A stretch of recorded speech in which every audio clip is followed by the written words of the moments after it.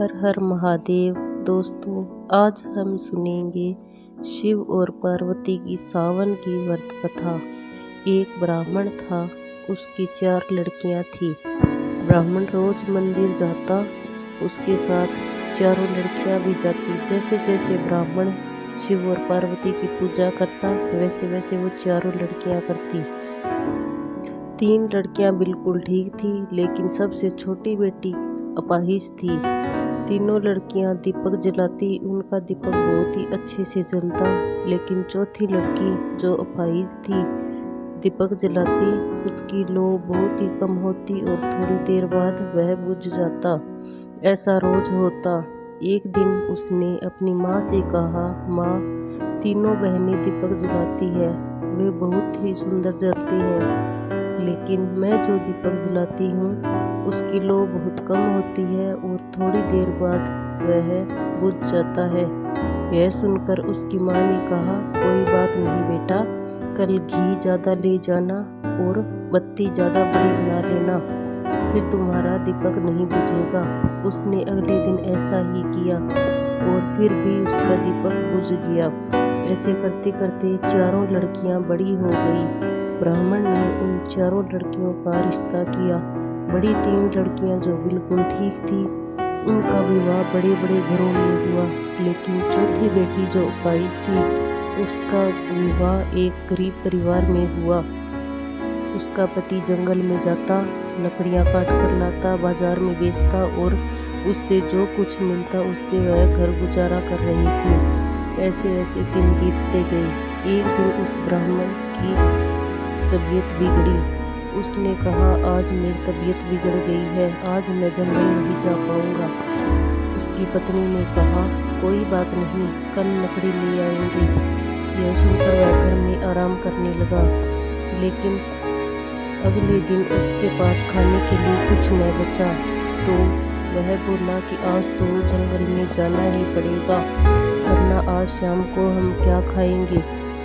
यह सुनकर उसने कहा, ठीक है, लेकिन साथ में मैं भी चलूंगी, अकेले को नहीं जाने दूंगी। यह कहकर उसकी पत्नी भी उसके साथ चल दी। जंगल में लकड़ियां काटते काटते उसके पति को बेहोशी आ गई और उसकी सांसें रुक गई। यह देखकर वह जोर जोर से रोने लगी। रोते रोते उसे याद आया और उसने शिव और पार्वती का पूजन शुरू किया। वह हर हर महादेव, हर हर महादेव का जाप करती हुई ओम नमः शिवाय, ओम नमः शिवाय जाप करते करते दूर एक आदमी और पुरुष आते हुए दिखाई दिए। उस औरत ने पूछा, बेटी क्या हुआ, तुम रो क्यों रही हो?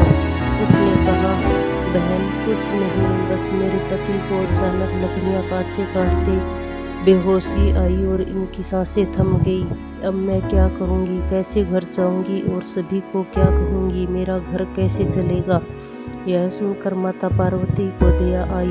उन्होंने शिव की तरफ इशारा किया। शिव भगवान ने कहा, पुत्री रुको, मैं देखता हूँ। उन्होंने यह कहकर उसके शरीर पर हाथ रखा और अपने कलश से 2-4 छंटे पानी के दिए और वह उठ खड़ा हुआ। यह देखकर वह अत्यंत प्रसन्न हुई। उसके पति बिल्कुल ठीक हो गए।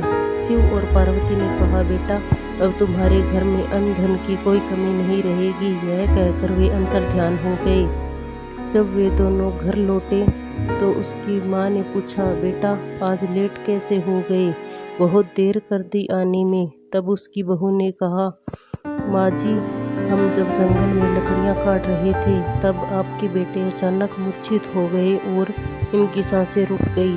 तब मैं जोर जोर से रोते हुए शिव और पार्वती का ध्यान करने लगी।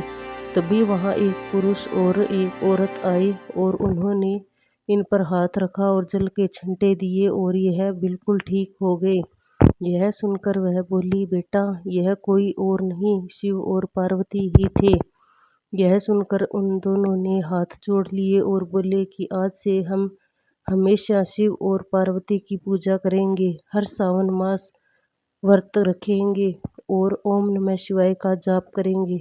इसके बाद 9वें महीने उन्हें एक पुत्र की प्राप्ति हुई और बहुत ही अन्न धन घर में जमा हो गया।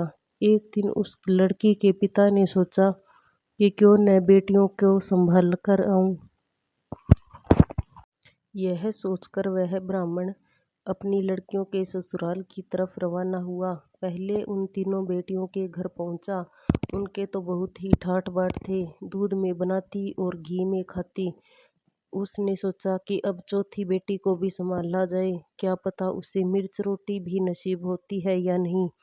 बेचारी को एक बार देख आता हूँ, यह मन में विचार कर वह उस चौथी बेटी के घर पहुंचा तो उसने देखा झोंपड़े की जगह सुंदर महल और खान पान नौकर चाकर बहुत ही अच्छा था।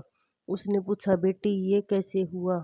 तुझे तो मैंने बिल्कुल गरीब घर में दिया था और तुम्हारी किस्मत तो तुम्हारी बहनों से भी ज्यादा चमक गई। बचपन में भी तुम जो दीपक करती उस दीपक की भी लौ बुझ जाती थी।